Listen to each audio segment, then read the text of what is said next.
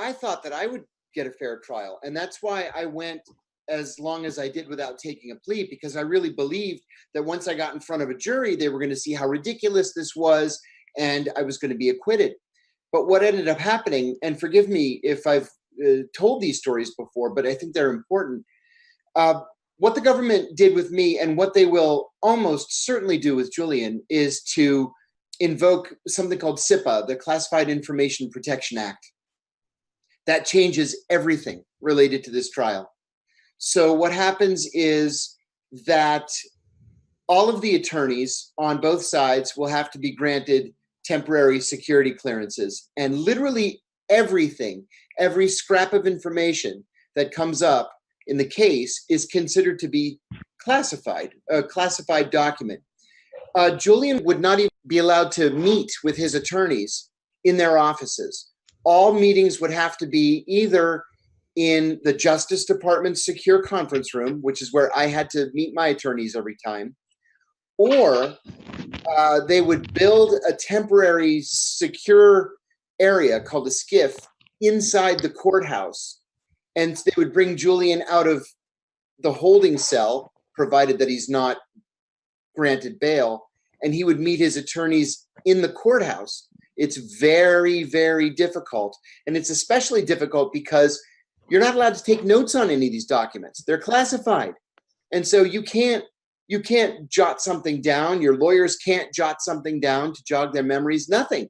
You walk in, they check you, you don't have anything that you're carrying in with you. And then when you come out, they check you again and make sure you don't have anything you're coming out with. That was one problem.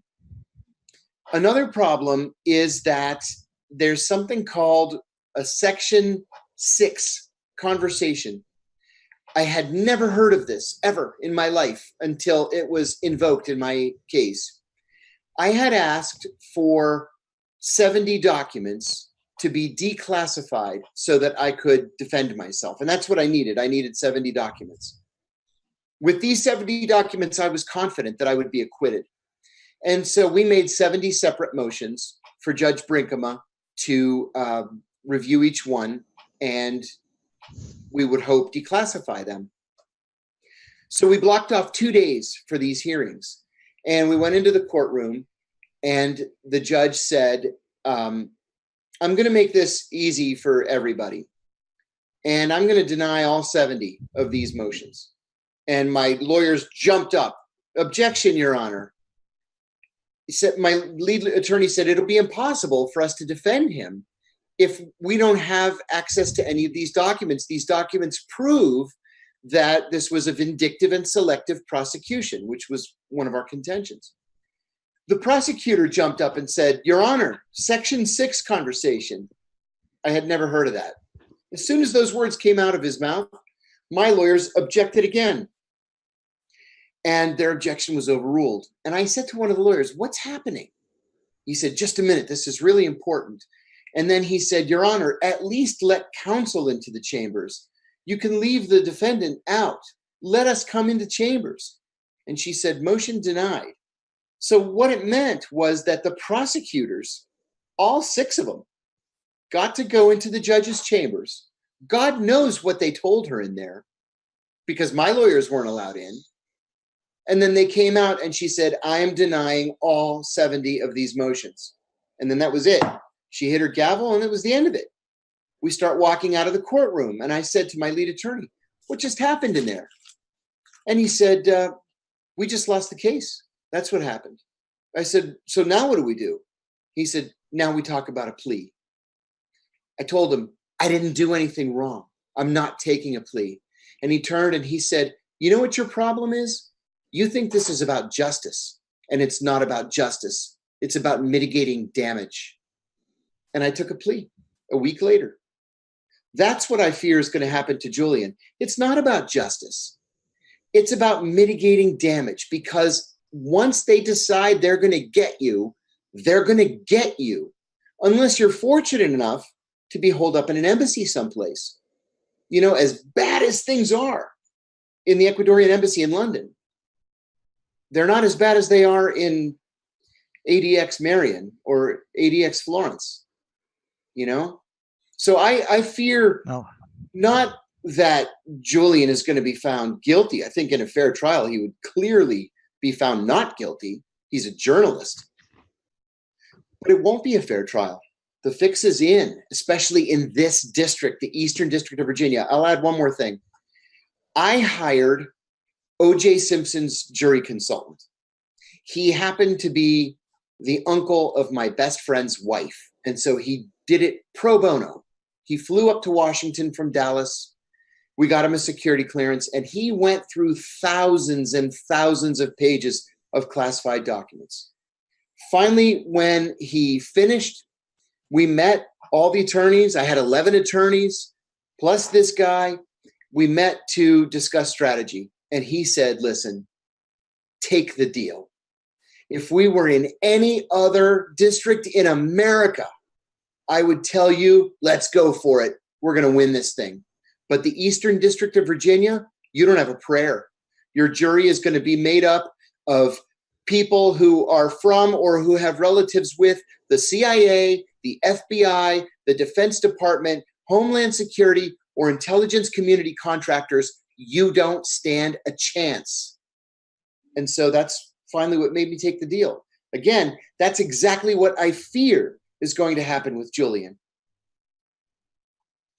You didn't stand a chance also because they wouldn't let your lawyers into the court, into the judge's chambers to look at evidence. And they could have told her anything in that meeting. They could have said that that I had, child pornography on my computer, or I beat my wife, or I have a Russian passport and I'm going to flee the country.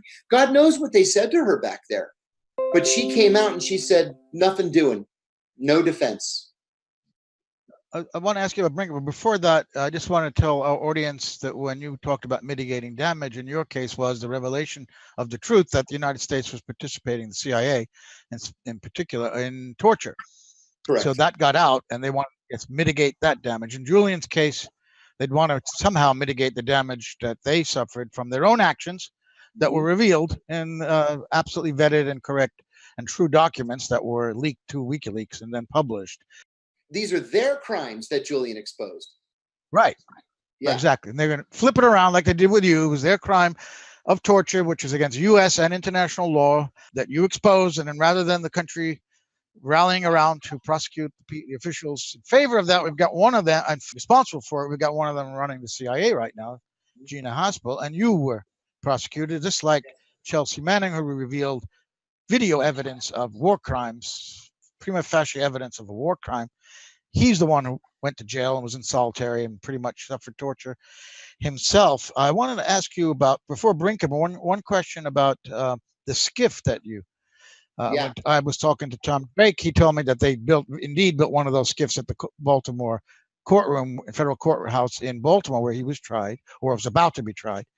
Is your feeling, if it was inside the courtroom or the Justice Department, and you probably have no proof of this, that your attorney-client privilege would be violated, that they'd somehow be listening in?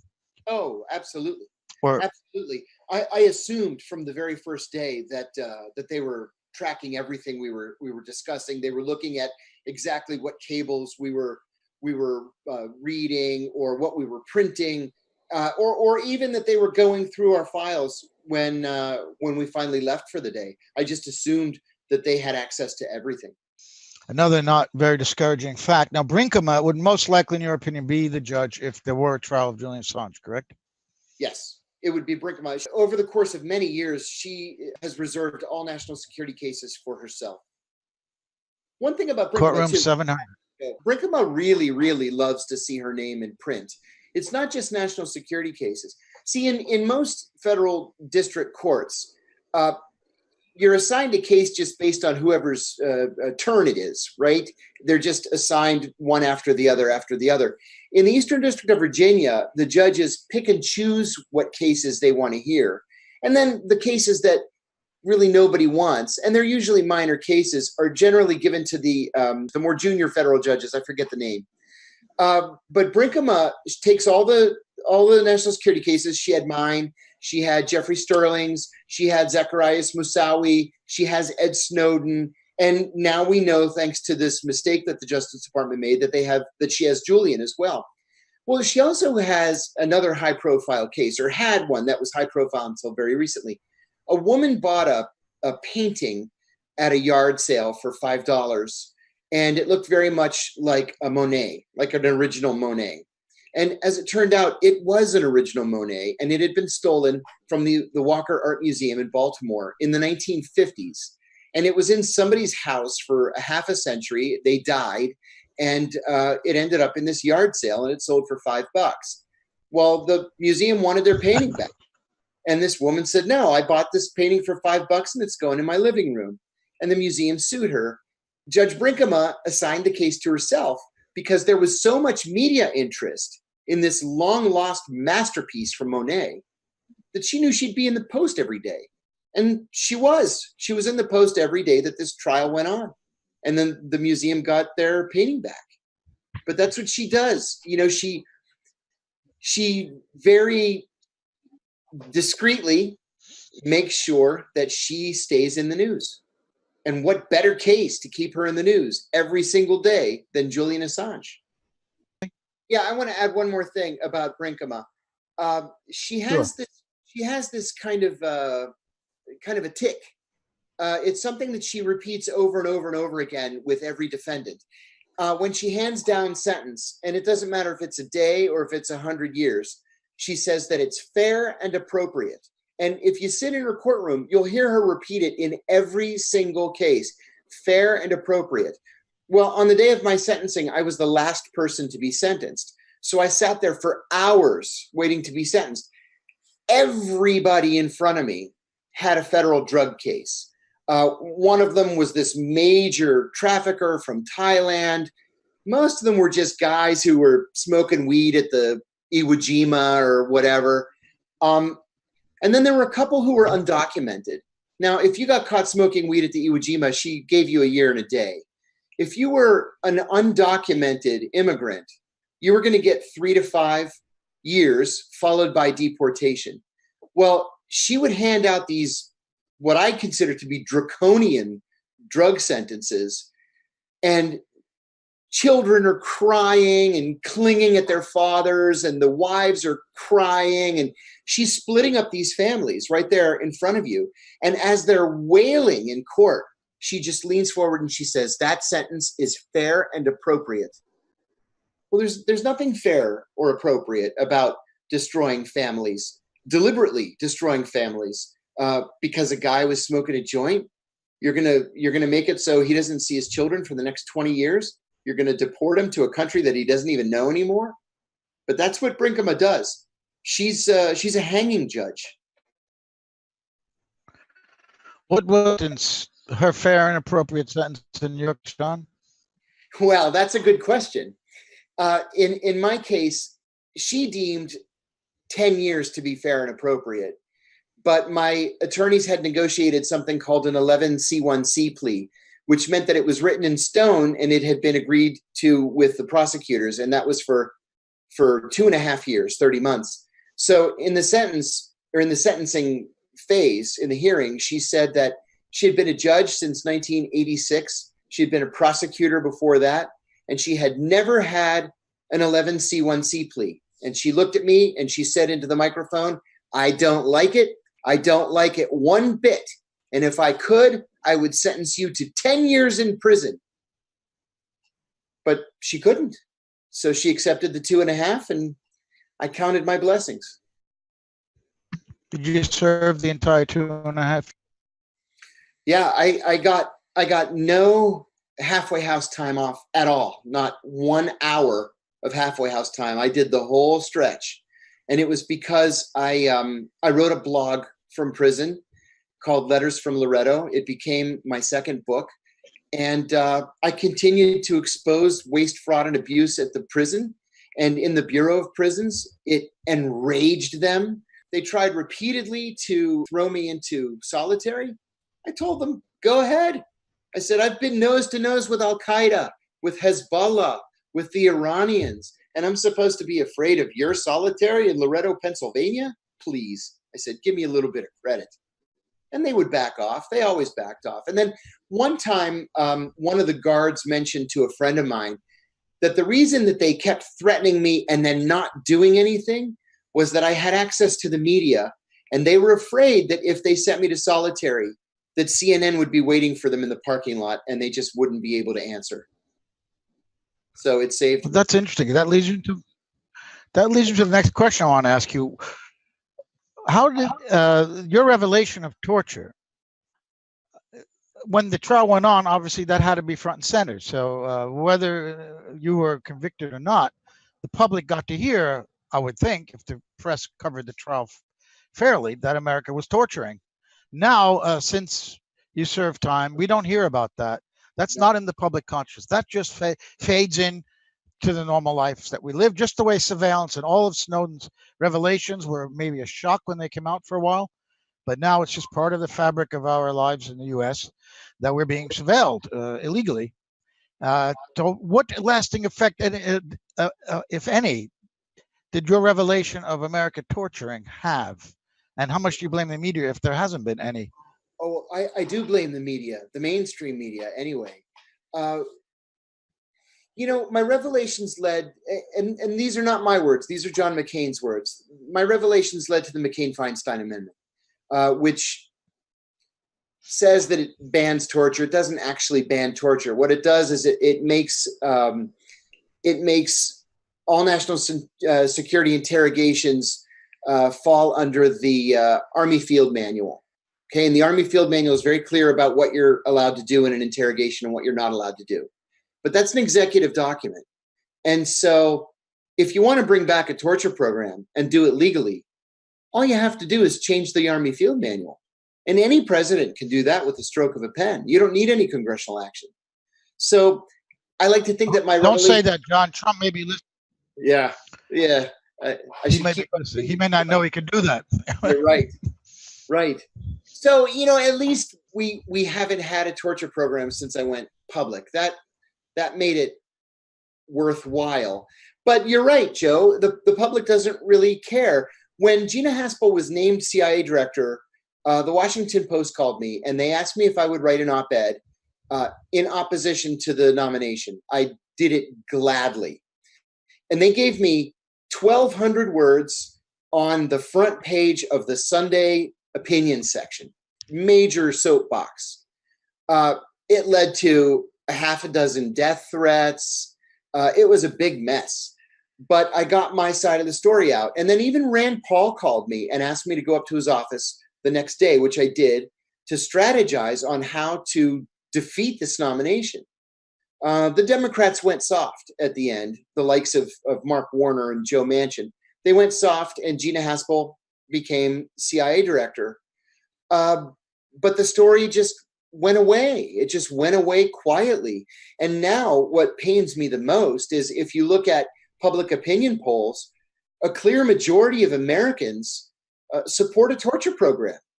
After all these years, after all these revelations, after exposure of these monstrous things that were being done to human beings, a majority of Americans supports a torture program.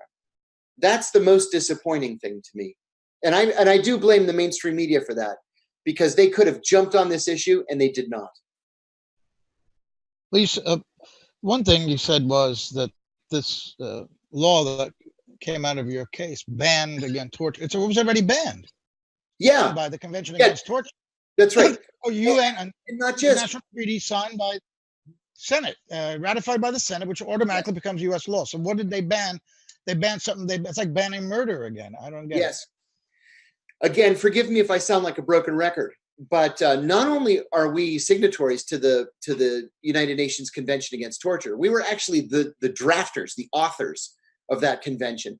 Besides that, we have a federal law in this country called the Federal Anti-Torture Act of 1946. And it specifically banned those things that we were doing to prisoners at Guantanamo and Abu Ghraib. In 1946, we executed Japanese soldiers who had waterboarded American POWs. That was a death penalty charge to waterboard somebody. In January 1968, the Washington Post ran a front page photograph of an American soldier waterboarding a North Vietnamese prisoner.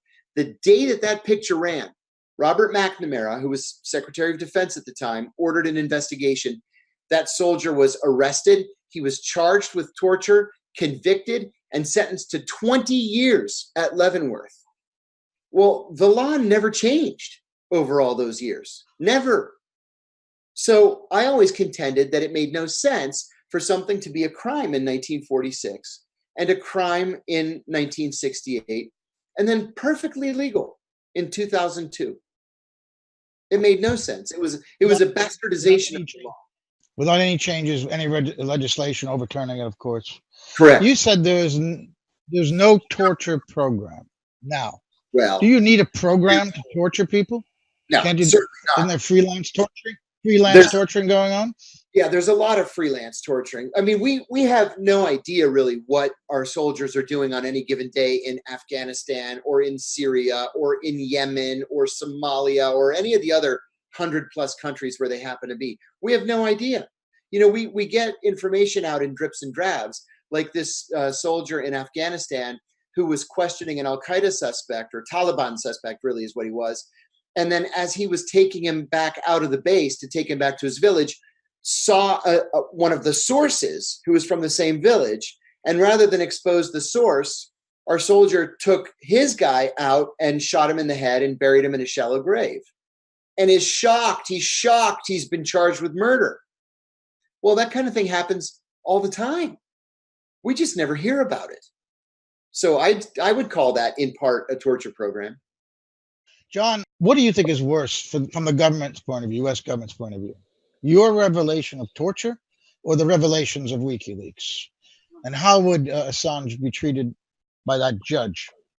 And depending on your answer. I don't think that either one of them were bad. I think Julian's revelations were more embarrassing. And that's really the question here. We know now with hindsight that literally nothing that Julian revealed led to any kind of a long-term problem for the United States. It didn't expose sources and methods. It didn't expose, the names of confidential informants. It didn't jeopardize relationships. It exposed crimes.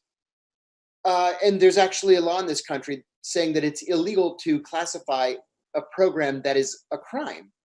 You can't legally classify something just to keep yourself from being embarrassed by it. And Julian embarrassed them. So I think that his case is more important for the government than mine was. I would also say that I agree with Garland in that they don't want Julian to mount a defense. They're going to want him to take a plea and to keep his mouth shut, because God knows the damage that Julian could cause them in court. You know, my attorneys early on in my case raised something called the issue of gray mail. Not blackmail, but it's kind of gray. And what that meant is, or was, in my case, look, I was at the CIA for 15 years. Half of that was in counterterrorism operations, which is the ugliest, bloodiest part of CIA operations. Horrible things happen in counterterrorism. You see horrible things, war crimes, crimes against humanity, human rights violations, and you keep your mouth shut because it's wartime, things like that happen. You convince yourself to keep your mouth shut. Well, it's the same thing with Julian. God knows what Julian knows from all the different documents that he's seen. The government can't be confident that WikiLeaks has released literally everything, and they're going to be afraid that Julian's going to get up on the stand to defend himself, and he's going to reveal more classified information. Now, that's going to force the government to the negotiating table, because the last thing they want is Julian on the stand testifying on his own behalf. Probably won't happen. You said that after there's no official torture program, in part because of your revelations. Mm-hmm. But so in other words, there are no black sites, perhaps, although it could still be going on. Yeah. Yeah. Right. I think you had some impact. Yes. You had some impact, though. In the end, you served 2.5 years in prison unjustly, but you did, in the end, do something that may have been worth it for you, because there's at least been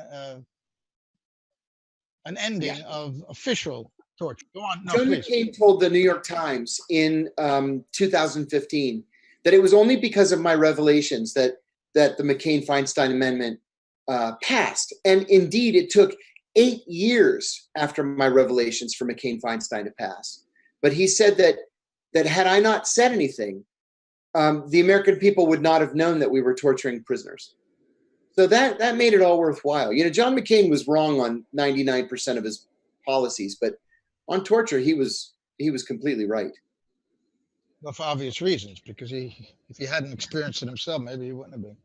That's right. Now, Trump on the campaign trail and in debates in the primaries anyway said that he wanted to bring back worse than border torture. Yeah, waterboarding, he said waterboarding is a hell of a lot worse. Hell of a lot worse. Now, the guy's a big BS artist. We know that. He's always exaggerating everything. Everything's great. Everything's bigger. Everything's going to be worse. But still, you say that he has not brought back an official torture program, even with Ms. Haspel at the helm in Langley. This is quite extraordinary. But we don't really know, do we? We don't know. She was questioned at length on this issue in her nomination hearing, her confirmation hearing before the Senate Intelligence Committee, publicly, and I would assume privately as well. And she actually made a reference to my revelations, saying that in the end, she realized, and the organization realized, that the program was probably not legal. Now, that's as good of an admission as we're going to get from bloody Gina Haspel. But but she told lawmakers, including Republicans, that there would be no torture program on her watch. That was a dark day for the agency. That the program was conceived and implemented in the ugly days post 9/11, and that it wasn't coming back. Now, we're going to have to take her word for it, I suppose, and rely on the media to make sure that she is telling the truth and continues to tell the truth. But officially, as it stands now, there are no black sites anywhere.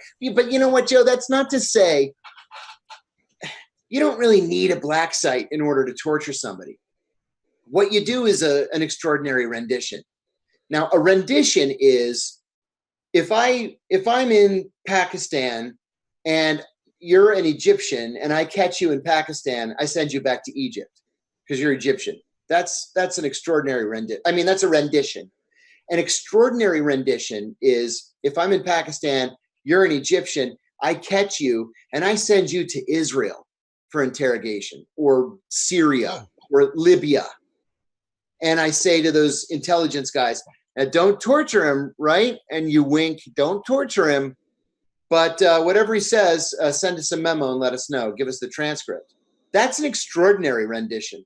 Those are illegal. But the CIA has never come out to say, we don't do extraordinary renditions. They've never said that they don't do them. While your revelations had some effect, positive, as McCain has said and others, as you've laid out here, what about the revelations of Julian Assange, of WikiLeaks, of the war crimes committed? Would that have any impact on the U.S. no longer committing war crimes? I don't see it myself. No. What do you think? No, I don't think so either. As terrible as that sounds, I mean, what Julian exposed, being a video, in my opinion, was so much more impactful than what I exposed, because you could see it, and then you could keep going back to it on YouTube. That you're watching a war crime unfold before your eyes. That should have led to statutory changes. It should have led to military officers going to prison. It should have led to people being reduced in rank. It should have led to policy changes. And none of those things happened. None of them. The government, through the media, was able to turn the debate to make the debate about WikiLeaks and not about the war crimes that WikiLeaks exposed. And one could argue that war crimes are worse than torture, even of a higher order. Mm-hmm. And it's had no impact And another thing that we should have seen was editorials in the New York Times and the Washington Post insisting that those people responsible, the pilots, their superiors, whoever was responsible, be prosecuted and charged. That the U.S. never do this again. And instead, they've turned around and also made it about now Assange personally to smear him when they once profited from his work, including in those days, because it made the Bush administration look bad. This is my view. Now that he's made the Democrats, Hillary in particular, look bad, he's got to be attacked and smeared. And lost in all this are the war crimes that were revealed. It is just accepted now. There's been no change or any impact. At least in your case, there's been at least an official disbanding of an official program of torture, whether it carries on or not. We're in the revelations of WikiLeaks, and there were so many films and documents, but the premier one is this video you're talking about, I would think you'd have to say, that shows in action a prima facie evidence of war crime. There's been no impact at all, and the media has turned against this guy. Yes. Which is just unbelievable to me. Shocking and disappointing. I agree. I have a question on that for John, and that is, what do you were mentioning the way in which torture and that was exposed in previous decades was prosecuted. What do you think has changed the culture around that to the point where now there is no prosecution about it, and in fact you were the one that was prosecuted for revealing it? Is there any specific reason that you can think of, or multiple? Yeah. Oh, yeah, it was 9/11. 9/11 was so traumatic inside the CIA. It was such a colossal intelligence failure. Every CIA officer in that building felt at the time that he had the blood of 2,000 Americans on his hands. You're paid to do one thing, and that's protect the country. And you fail utterly and completely. And then at the same time, just after 9/11, Osama bin Laden released a statement saying that Al-Qaeda was planning an attack that would dwarf 9/11. And we had to believe him. So people went completely overboard in just ignoring the law, the rule of law, human rights, civil liberties. They just did away with them. I naively believed at the time that it was a pendulum, and the pendulum would swing back in the proper direction, back toward a respect for human rights and civil liberties.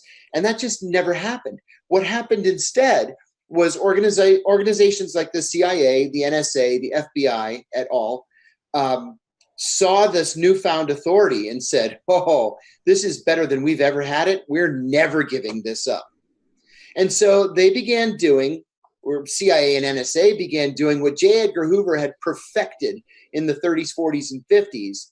And that is going to Congress every year and scaring the shit out of members of Congress about threats against the country, and then demanding ridiculous increases in budgets, and then getting it. I remember going up to Cofer Black one day. Cofer became Ambassador Cofer Black, but he was the director of the CIA's Counterterrorism Center. And this was about 3-4 months after 9/11. And I caught him in the hall. And I said, Cofer, I just need 1 minute. I have an idea for an operation that I want to do. And he put up his hands and he said, whatever it is, just do it. I have so much money, I can't possibly spend it all. And so I did it. There was no oversight. There was no board that I had to argue before. There was no chain of command that I needed to get permissions from. I just did it. I booked myself a business class ticket and I went and did it. Just like that. And the CIA likes it when nobody's looking over their shoulders. That's incredible. He didn't know what it was. Huh? He did not want to know what it was. Oh, you told him what you were going to do. No. Yeah. He didn't even know it. He didn't care what it was. Was it to capture Arabs? Go do it. Another thing too. Do you remember the movie The Kingdom with Jamie Foxx and a couple of other big stars? Well, there's a scene. There are two scenes in that movie. One is where an FBI agent is going to go to Saudi Arabia to investigate a terrorist attack that killed his best friend. And as he's leaving, the best friend's widow whispers into his ear, kill them all. And at the end of the film, where he's found the mastermind of the attack, he shoots this guy, and the guy's granddaughter kneels down and she's crying, "Oh, Abba, you're shot, you're dying." And he tells her, "My daughter, grow up and kill them all." And when I was leaving for Pakistan to head counterterrorism operations there, as I was leaving, the guys in my branch were shaking my hand, you know, "Godspeed, good luck, be careful." And my boss leaned forward and he said, "Kill them all." And I remember thinking, my God, is this what we've come to? And it was. That's what we had come to. Wow. That's quite interesting. I hope that isn't classified stuff you're telling us here, John. Nope. It's all in book number 1. It's not classified. They told you to kill them all is not a classified order? Nope. You're allowed to go and do whatever you want. Tom Drake told me a story you reminded me of. Tom Drake, of course, being the whistleblower from the NSA, who first revealed the wireless wiretapping in the Baltimore Sun. They almost put him in jail, but he stuck to his guns, and the government knew they didn't have a case, and they dropped it in the end.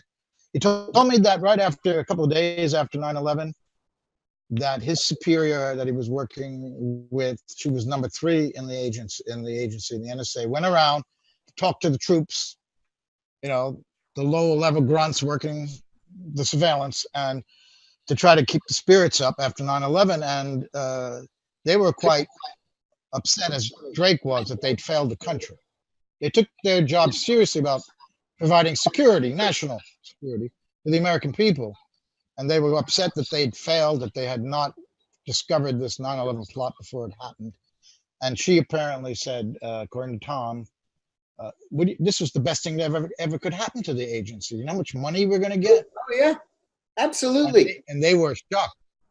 Absolutely. That story tells you a little bit about, in these agencies, FBI, NSA, probably it's CIA, there are lower level people who actually believe what they're supposed to be doing and want to do the job to protect the U.S. And inevitably, a lot higher level folks don't see it that way, and have been known to quash investigations if they're getting too close to powerful interests or whatever. And just like Sibel Edmonds' story, if you know, is that her investigation that she had started was stopped by the FBI. And I worked on that, talked to an FBI agent at his home outside Denver, and he more or less confirmed that was true. That they were shocked that they were told to stand down.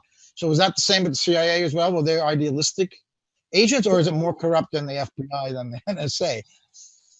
I found the corruption, like Tom Drake did, I found the corruption to come from the management levels at the CIA, and not the lower management. I mean, I was a branch chief, 3 times. It wasn't at my level, but it was above that, at the level of division chief or office director or the deputy directors of the CIA. It was all politics for them. They weighed everything against how it would play at the White House and how would it play on Capitol Hill. And then at the deputy director level up at the top, they kind of sort of worried about whether or not it was legal, or if we could argue successfully that it was legal, even if it was clearly illegal. You know, there are so many ways to twist words and phrases and say that up is down and night is day. And if they think that they can pull that off, they go for it. But yeah, my experience at the agency was very, very similar to Tom's experience at NSA. Yeah, well, that's what I expected. So to sum up what we were saying, while your whistleblowing did lead to some concrete changes, you don't think that WikiLeaks, or do you think WikiLeaks revelations of war crimes and other malfeasance by the U.S. government will lead to any kind of changes? It will just be accepted and continue as normal. Yeah, I think that's the unfortunate case. And I think it's because Julian has been portrayed in the mainstream media, even by the recipients of his revelations, as a criminal. It's crazy the way it happened. It's crazy. He's a Russian mole. He was a Republican asset that was used to deny Hillary Clinton the presidency. You hear all kinds of stupid, crazy scenarios. But yeah, the mainstream media, I think, has forsaken him. And because of that, we won't see substantive changes. No. And they want to make sure that nobody else ever tries that again.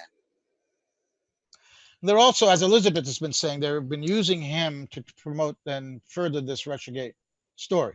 Absolutely. Yeah.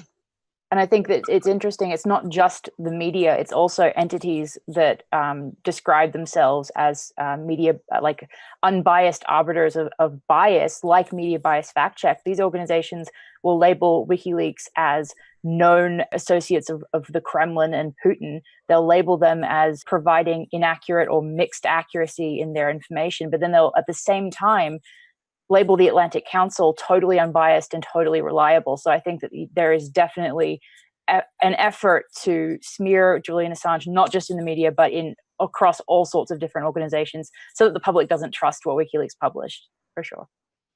Well, that's the essence of it then, right? To question the validity of any new revelations that come out.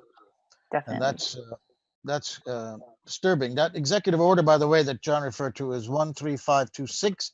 And it was signed by Barack Obama, which says that the government, nobody in government can classify a document if it covers up a crime that's being committed or even embarrassment. So based on that order, Julian Assange should be able to walk out of the embassy tomorrow, because all he's done is reveal crimes and embarrassment. And that's not a crime then under Obama's executive order, because it shouldn't have been classified to begin with. So if it wasn't classified, he's not revealed classified information.